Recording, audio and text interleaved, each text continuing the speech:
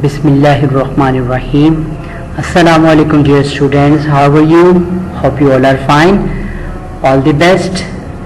Today our topic is past perfect tense passive voice. You know that last time we have done present perfect tense. You know very well about the difference between active and passive, as I told you before. Now past माजी का वक्त, past perfect tense ऐसा काम जो माजी में मुकम्मल हुआ हो. So passive voice in which the subject is disactive, you know very well, hidden और behind the screen. Let's see the definition of past perfect tense. Past perfect tense passive voice. The past perfect tense describes action happening in the past before some other past tense action.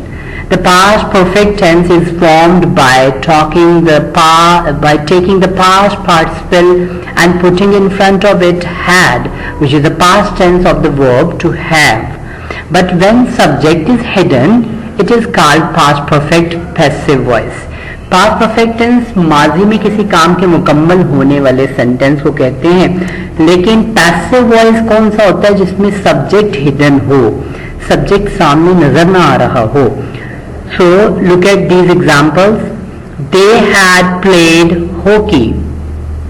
They had played hockey, ये है active sentence, past perfect tense active voice. Now see them passive. The hockey had been played by them. तो इसमें object जो हमारा पहले sentence में था उसको हमने अपना सब्जेक्ट बनाया और सब्जेक्ट को ऑब्जेक्ट की जगह ले गया और ऑब्जेक्टिव फॉर्म में लिख दिया. Had change into had been, क्योंकि हेल्पिंग वर्ब मैंने जंपिंग फॉर्मूला आपको बताया कि वो अप्लाई करें. So it will be very easy to make passives of all kinds of sentences. Clear? Keep in mind important points to make passives. These points are very much important. हर बच्चे को अपने ज़हन में बिठा लेने चाहिए. क्या है, सबसे पहले तो अपने ज़हन में फॉर्मूला रखना चाहिए. यानी पैसिव वॉइस में एक ही फॉर्मूला इस्तेमाल होता है. ऑब्जेक्ट पहले ट्रांसलेट होता है, then verb, then subject. Okay, हमेशा थर्ड फॉर्म पैसिव जितने भी होंगे, जिस भी किस्म के होंगे, जिस भी टाइम से रिलेटेड होंगे, any condition involve in it, you must use only third form. ये थर्ड फॉर्म का फॉर्मूला अपने ज़हन में फीड कर लें. ओके, अपने ऑब्जेक्ट को सब्जेक्ट और सब्जेक्ट को ऑब्जेक्ट बना दें. और आगे जो एक्टिविटीज आ रही हैं उसमें मैंने कुछ पॉइंट आउट की हुई हैं चीजें, वो आपको ज्यादा इजी लगेंगी. फिर ऑब्जेक्ट को सब्जेक्टिव फॉर्म में लिखते हैं और सब्जेक्ट को ऑब्जेक्टिव फॉर्म में. यानी जब सब्जेक्ट और ऑब्जेक्ट अपने डेजिग्नेशन चेंज करते हैं तो ये दूसरों का लिबादा ओढ़ लेते हैं, दूसरों के ड्रेसेस पहन लेते हैं. In regard of helping verb use jumping formula. और मुझे उम्मीद है कि सब बच्चे जान गए होंगे कि जंपिंग फॉर्मूला क्या है. If we are going to solve past perfect and passive voice, तो past perfect continuous active voice का हेल्पिंग वर्ब जंप लगा के ऊपर आ जाएगा. तो हैड बीन जो है उसका helping verb past perfect tense passive voice का बन जाएगा. If there are two clauses, the most important part, if there are two clauses, main clause will be translated according to past perfect passive voice and second will be according past indefinite active voice. यानी अगर दो clauses हैं sentence में तो पहला जो है वो अपने मेन सेंटेंस के फॉर्मूले के मुताबिक ट्रांसलेट होगा, यानी past perfect tense passive voice के मुताबिक, और जो उसका सेकंड क्लॉज है वो पास्ट इंडेफिनिट एक्टिव वॉइस के मुताबिक ट्रांसलेट किया जाएगा. Look at this now. How to make passive और प्रेजेंट परफेक्ट टेंस. कैसे पैसिव बन जाता है. तो past perfect tense active voice की एक एग्जांपल आपके सामने नजर आ रही है. He had played hockey. तो देखिए, he is our subject, had is a helping verb, played is a past participle form, hockey is our object. तो you know very well about in passive sentences we change the formula. Subject को object और object को subject की जगह लेके आना है. Look at the second example. Past perfect tense passive voice कैसे बना इसी सेंटेंस का. तो हॉकी को हमने उठा के ले आए ऑब्जेक्ट को शुरू में, तो हॉकी. हैड बीन में बदल गया जंपिंग फॉर्मूले के मुताबिक. Played past participle same as वैसे ही रहेगा because we always use third form in all passive sentences. So by की प्रेपोजिशन लिए लगेगी और देन सब्जेक्ट हिम, जो ही था हमारे एक्टिव वॉइस में वो ऑब्जेक्टिव फॉर्म में यहां हिम बन जाएगा. The hockey had been played by him. Is it clear? Now Translate into English activity number 1. This is your home activity also. I solved it, but let's try to understand this. देखिए दफ्तर 2 बजे से पहले बंद कर दिया गया था. आपने क्या करना है, फर्स्ट क्लॉज और सेकंड क्लॉज के ऊपर फोकस रखना है. हमने जो अपना मेन क्लॉज है जो पास्ट परफेक्ट पैसिव वॉइस के मुताबिक है उसको ऐसे रहने दिया और सेकंड क्लॉज को मैंने ब्रैकेट्स में दे दिया है.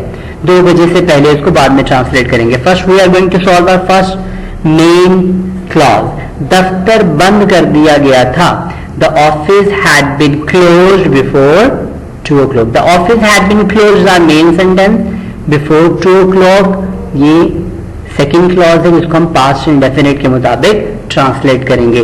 तो मैंने आपकी सहूलियत के लिए अपने आपके सब्जेक्ट को येलो कर दिया है, आपके हेल्पिंग वर्ब्स को मैंने रेड कर दिया है और जितने भी पास्ट पार्टिसिपल्स हैं उनको मैंने स्काई ब्लू कर दिया है और आपके जो सेकंड क्लॉजेज हैं उनको मैंने व्हाइट रहने दिया है ताकि आप लोगों को समझ आ सके. नाउ इस्त्री करने से पहले कपड़े सुखाए जा चुके थे.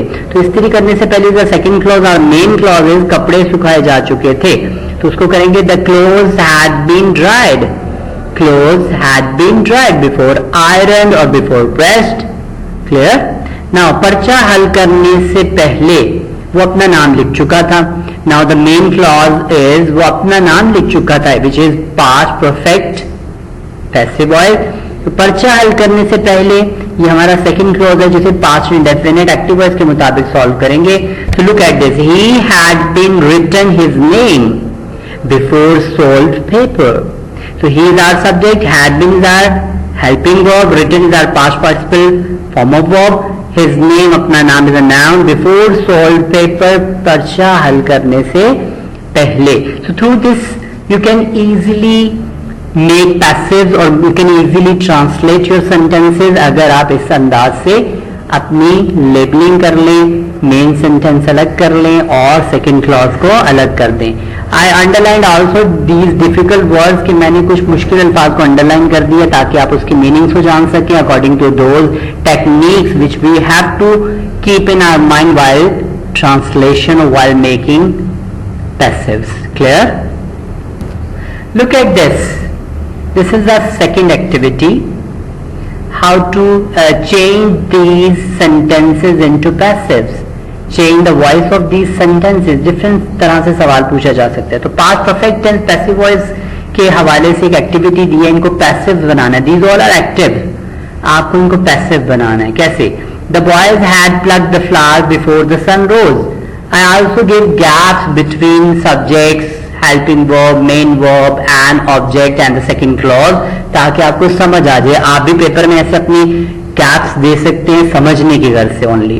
The boys is our subject, had is a helping verb, plucked main past participle, the flowers is our object, before the sun rose second clause जो कि पास्ट इंडेफिनिट के अंदर है. So how can we make passive of this. एक आपके लिए करूंगा, बाकी आपने ट्राई करना है. द बॉयज देखिए सब्जेक्ट है, द फ्लावर्स हमारा ऑब्जेक्ट है. फ्लावर्स को सब्जेक्ट की जगह ले आना है और सब्जेक्ट द बॉयज को द फ्लावर्स की जगह ले जाना है. तो देखिए द फ्लावर्स हैड, अब हेल्पिंग वर्ब पैसिव में जाके हैड बीन बन जाता है और मेन पार्टिसिपल तो वैसे ही रहेगा मेन वर्ब. तो the flowers had been plucked by the boys और before the sun rose same will be same. Okay. The flowers had been plucked by the boys before the sun rose. So easy. Flower, the flowers object को उठाया और the boys subject वाली जगह ले आए. The boys subject को उठाया और the flowers object वाली जगह पे ले गए. had been में change हो जाएगा. plucked is our past participle, third form of verb. इसको ऐसे ही रहने देंगे और जो second clause है वो भी ऐसे का ऐसे ही रहेगा. So through this activity, through this technique you can solve, you can change all second, third, fourth and fifth sentence into passive. So it will be very easy. Do practice at home, inshallah. There will be no problem at all. If you focus those techniques, if you give full interest in this activity, then it will be very easy for you. अगर आप तवज्जो देंगे, तवज्जो से पढ़ेंगे, गौर से देखेंगे तो ये आसान चीज है. So make things easy for you. Wish you all the best. Take care. Allah Hafiz.